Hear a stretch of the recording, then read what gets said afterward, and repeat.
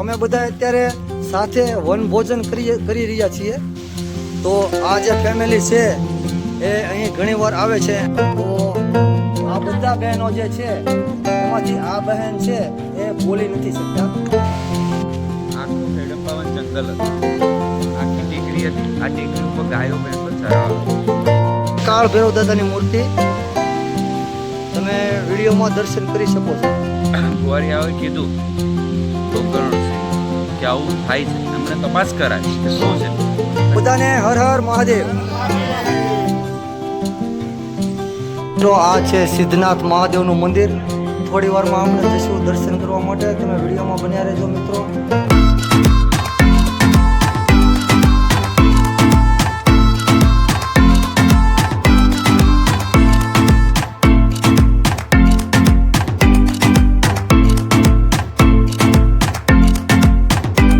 આજે હું આવી ગયો છું સરસ ગામમાં આવેલા સિદ્ધનાથ મહાદેવના મંદિરે, અને આ મંદિરે જવાની સીડીઓ છે। આપણે આ સીડીઓ ચડીને મંદિરની અંદર ભગવાન ભોળાનાથના દર્શન કરવા માટે જઈશું। તો તમે વિડીયોમાં બન્યા રહેજો મિત્રો। તો મિત્રો આ સરસ ગામ જે છે ત્યાં જ આવેલું છે સિદ્ધનાથ મહાદેવનું મંદિર, અને અહીં તમને માળા અને ઘણી બધી વસ્તુઓ તમને મંદિરની બહાર મળે છે। અહીં સામેની સાઈડમાં માળાઓ તથા પ્રસાદી, એમાં આપણે નજીક જઈને જોઈએ તો ઘણી બધી જાતની પ્રસાદી પણ અહીં મળે છે। ભગવાનને તમે ચડાવી અને ઘરે લઈ જઈ શકો છો એવી પેકિંગ કરેલી ખૂબ જ સરસ મજાની પ્રસાદી અહીં બહાર તમને મળી જાય છે। તો એવી પણ ઘણી બધી દુકાનો અહીં તમને બહાર જોવા મળે છે। તો મિત્રો હવે આપણે જઈશું સિદ્ધનાથ મહાદેવના દર્શન કરવા માટે, કારણ કે આ મંદિરે હું પણ પહેલી વાર આવ્યો છું। તો મને પણ મજા આવશે અને આ વિડીયો જોઈને તમને પણ મજા આવશે।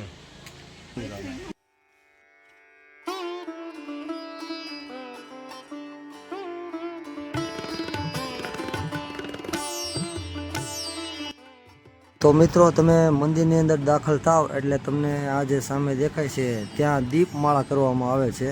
તમે જોઈ શકો છો આ કેટલું સરસ મજાનું બનાવવામાં આવ્યું છે।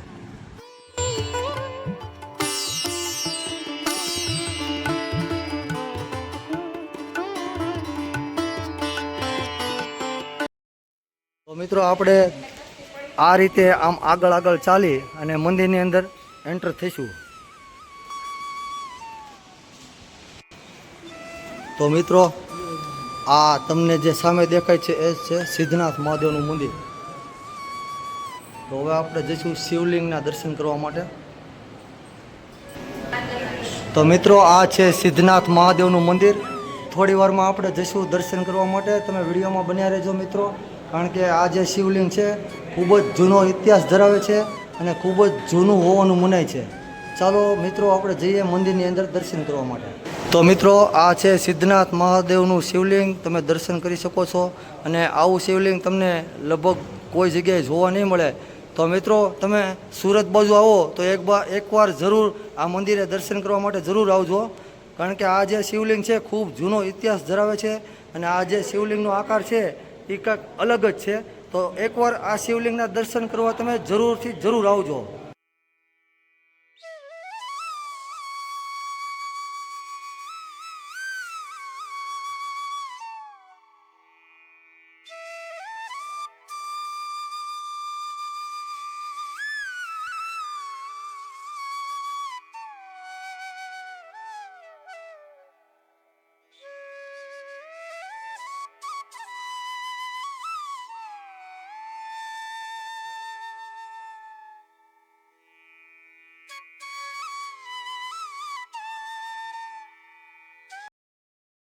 કાળ ભૈરવ દાદાની મૂર્તિ તમે વિડીયોમાં દર્શન કરી શકો છો।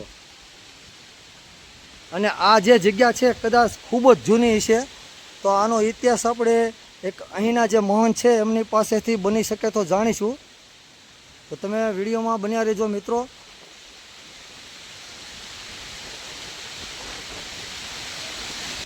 તો મિત્રો અહીંથી તમે જોઈ શકો છો મંદિર જે છે કેવું દેખાય છે તમને। અહીંથી આ પૂરેપૂરું મંદિર જે છે એ દેખાઈ રહ્યું છે। કેટલું સરસ રીતે કંડારવામાં આવેલું છે આ સિદ્ધનાથ મહાદેવનું મંદિર। અને અહીં એક પીપર નીચે પણ એક પીપરનું જે ઝાડ છે એમના નીચે પણ એક મંદિર છે. આપણે ત્યાં પણ દર્શન કરવા માટે જઈશું. તો પહેલાં અહીંના જે મહંત છે એમની પાસે આ મંદિરની થોડી માહિતી મળે તો માહિતી લઈશું અને ત્યારબાદ આ મંદિરમાં દર્શન કરી અને બહાર એક કુંડ છે એમના પણ હું તમને દર્શન કરાવીશ. તો તમે મિત્રો વિડીયોમાં બન્યા રહેજો અને જે મિત્રો ચેનલમાં નવા હોય ચેનલને સબસ્ક્રાઈબ કરજો, લાઈક કરજો અને કમેન્ટ કરજો.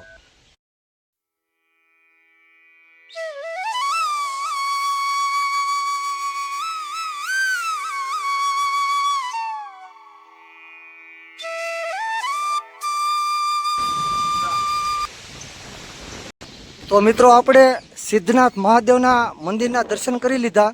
તો મેં તમને કીધું એમ અહીંના જે હાલના જે મહાન છે રાહુલગીરી બાપુ જે છે આપણે એમની પાસેથી આ મંદિરની થોડી માહિતી લઈએ, કારણ કે આ મંદિરનો ઇતિહાસ ખૂબ જ જૂનો છે.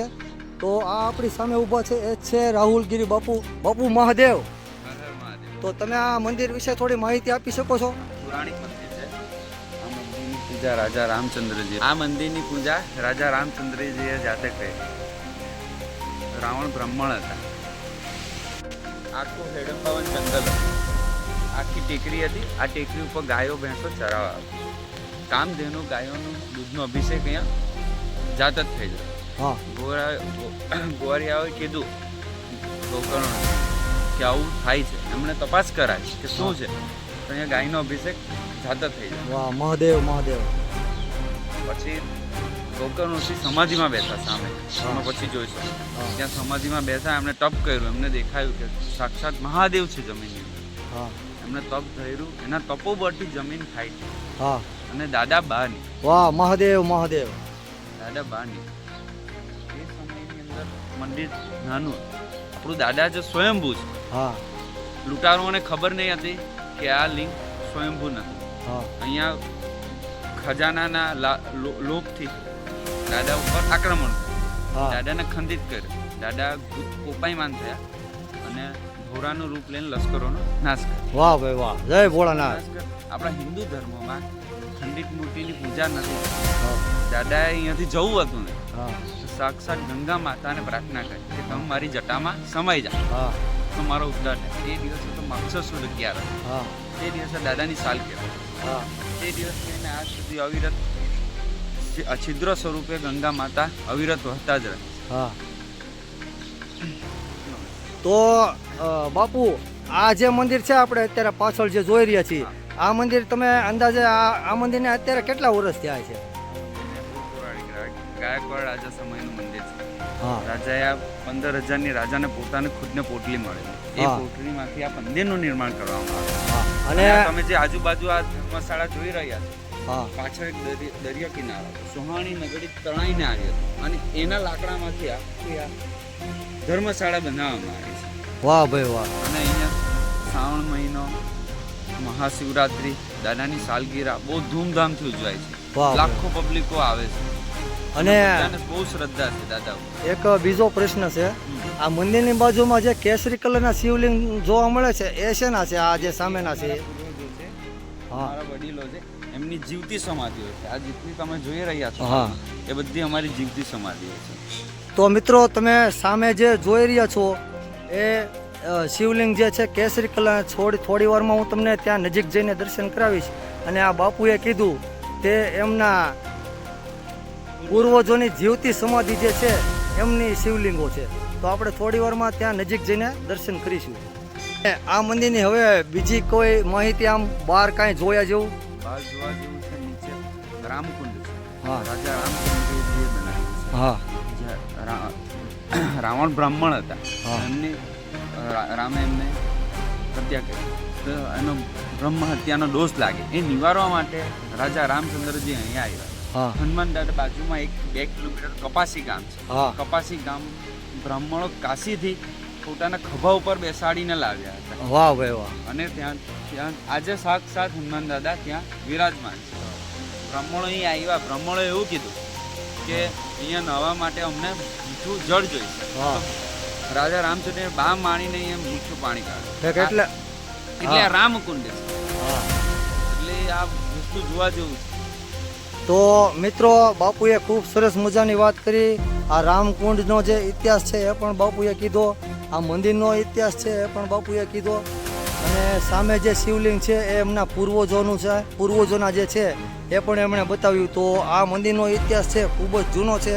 તો બાપુનો ખૂબ ખૂબ આભાર અને બાપુના ચરણોમાં વંદન. મહાદેવ હર. ઓમ નમઃ શિવાય. મહાદેવનું જે મંદિર છે બાપુએ કીધું એમ એમના પૂર્વજોની જે સમાધિ છે આ સિદ્ધનાથ મંદિરની જમણી બાજુ તમને જોવા મળે છે. તો આપણે નજીક જઈને જોઈએ અને સમાધિના દર્શન કરીએ. તો મિત્રો તમે જોઈ શકો છો આ સમાધિમાં સૌથી મોટી સમાધિ છે, અને આ શિવલિંગ જે ઉપર છે ખરેખર એ શિવલિંગ નથી પણ એવો આકાર આપવામાં આવ્યો છે. તો મિત્રો તમે જે જોઈ રહ્યા છો આ જે શિવલિંગ જેવો આકાર દેખાય છે એ અહીંના જે મહંત છે એવું માનવામાં આવે છે, એવી લોકવાયકા છે કે આ એમના પૂર્વજોની સમાધિ છે. તો મિત્રો તમે એમના પણ દર્શન કરી શકો છો. અને મિત્રો થોડી સમાધિ અહીંયા પણ તમને જોવા મળે છે.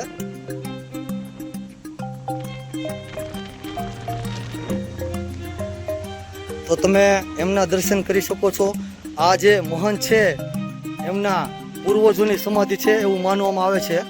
અને મારા ફૂઈના દીકરા ખોડુભાઈ જે છે એ અત્યારે મને અહીં મંદિરે આ ખૂબ જ જૂનો ઇતિહાસ ધરાવતા મંદિરે અમને દર્શન કરવા માટે લાવ્યા છે. ખરેખર હું ખૂબ જ ભાગશાળી છું. અને મિત્રો તમે જો આ મંદિરે ના આવ્યા હોય તો તમે પણ એકવાર જરૂરથી દર્શન કરવા માટે આવજો, કારણ કે આ જે મંદિર છે ખૂબ જ એટલે ખૂબ જ જૂનો ઇતિહાસ ધરાવે છે. તો ચાલો મિત્રો હવે અહીં એક એવી ફોટો છે એ હું તમને દેખાડવા જઈ રહ્યો છું. અને લોકવાયકા એવી છે કે એ ફોટોમાં જે વ્યક્તિ છે એમને ભગવાન ભોળાનાથે જંગલમાં દર્શન આપેલા છે, એવી લોકવાયકા છે. તો મિત્રો આ એ જ ફોટો છે સિદ્ધનાથ મહાદેવના પ્રિય ભક્ત ગુરુદેવ શ્રી રતનદાસ ઉર્ફે શ્રી બાબા સાહેબ. મિત્રો લોકવાયકા એવી છે કે ખૂબ જ ઝાઝા સમય પહેલા આ રતન સાહેબને જંગલમાં ભોળાનાથે દર્શન આપેલા. તો મિત્રો ખરેખર આવું બની પણ શકે, કારણ કે આ ખૂબ જ જૂનો ઇતિહાસ ધરાવતું મંદિર છે. તો મિત્રો હવે આપણે જઈશું અહીં બહાર આવેલા એક કુંડના, જે કુંડ પણ ખૂબ જ જૂનો ઇતિહાસ ધરાવે છે, એમના દર્શન કરવા માટે. તો તમે વિડીયોમાં બન્યા રહેજો.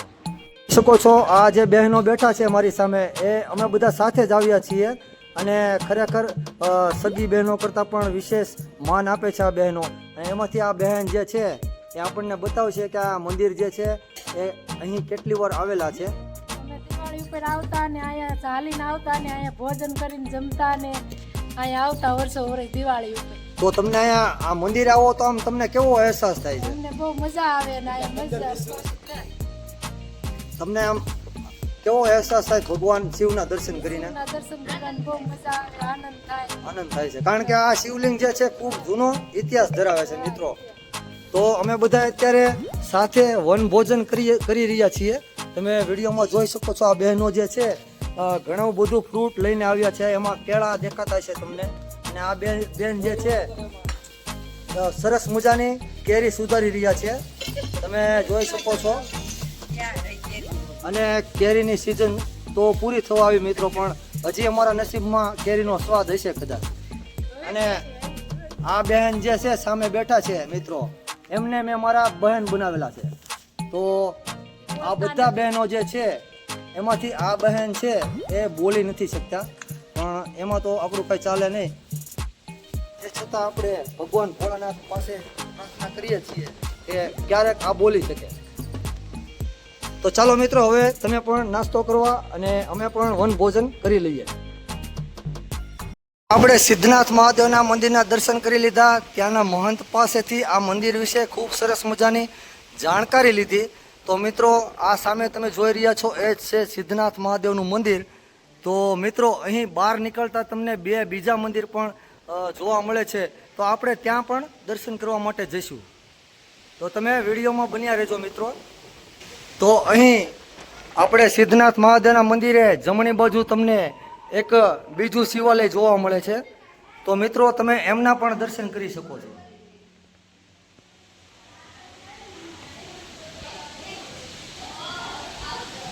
તો ચાલો મિત્રો હવે ડાબી બાજુ જે મંદિર છે ત્યાં હું તમને દર્શન કરાવું. અને મિત્રો આ છે ડાબી બાજુનું મંદિર. ત્યાં તમને મહાબલી હનુમાનજી મહારાજના દર્શન થાય છે.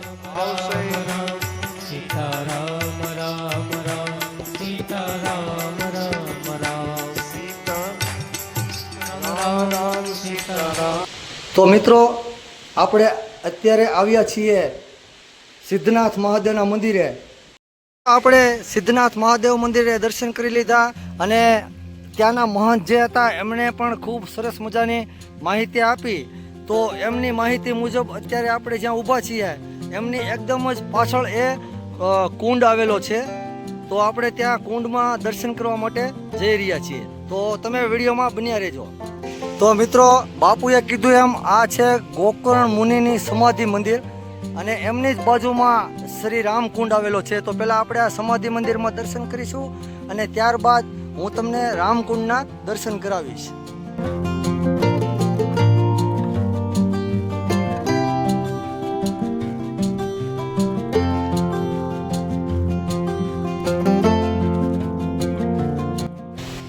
તો મિત્રો તમે જોઈ શકો છો મિત્રો, આ છે ગોકર્ણ ઋષિની સમાધિ મંદિર. આપણે એ ઋષિની ખૂબ જ સરસ મજાની મૂર્તિના દર્શન કરીશું અને ત્યાં એમની ચરણ પાદુકાના પણ તમને દર્શન થશે. તો મિત્રો તમે જોઈ શકો છો સામે જે છે એ જ છે ગોકર્ણ ઋષિની ખૂબ જ સરસ મજાની મૂર્તિ અને અહીં તમે એમની ચરણ પાદુકાના પણ દર્શન કરી શકો છો.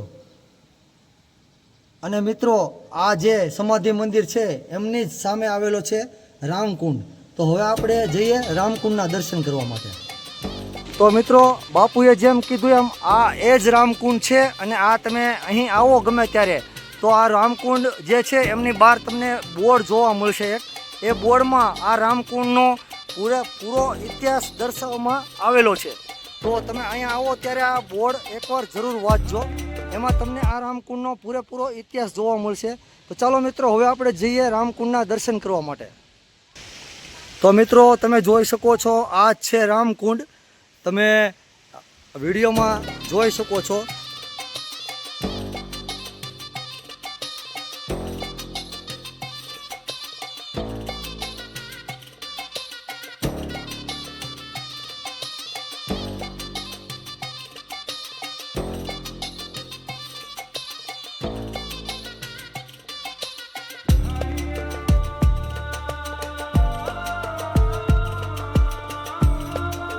આવ્યા હતા સિદ્ધનાથ મહાદેવના મંદિરે. તો આ આપણી સામે જે ફેમિલી ઊભું છે એ બધા સાથે આવ્યા છે અને અહીં જે રામકુંડ છે એમના કિનારા ઉપર બેઠા છે. તો આપણે એમની પાસેથી જાણીએ કે આ મંદિરે કેટલી વાર આવ્યા છે. તો આપણા ભાઈ જે સામે ઊભા છે એમને જ પહેલાં પૂછીએ.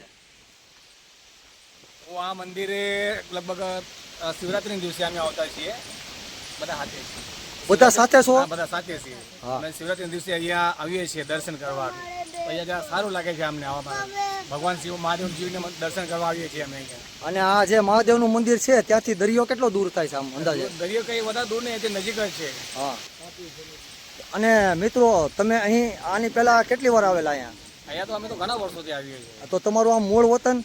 મૂળ તો અમારું તો અહીંનું છે. એટલે અમે ઉધનાથી આવીએ છીએ. ઉધના એટલે સુરત જ એમ ને? સુરત જ આપણું. તો આ જે ફેમિલી છે એ અહીં ઘણી વાર આવે છે અને આવા ઘણા બધા ફેમિલીઓ જે હોય છે અહીં મંદિરે દર્શન કરવા માટે આવે છે. તો તમે પણ એકવાર જરૂરથી આવજો. તો બધાને હર હર મહાદેવ. મિત્રો આપણે આવ્યા હતા સિદ્ધનાથ મહાદેવના મંદિરે દર્શન કરવા માટે. આપણે આ મંદિરની માહિતી લીધી અને સિદ્ધનાથ મહાદેવના દર્શન કર્યા. તો મિત્રો આવી અવનવી વિડીયો જોવા માટે તમે મારી આ યુટ્યુબ ચેનલને જરૂરથી સબસ્ક્રાઈબ કરજો.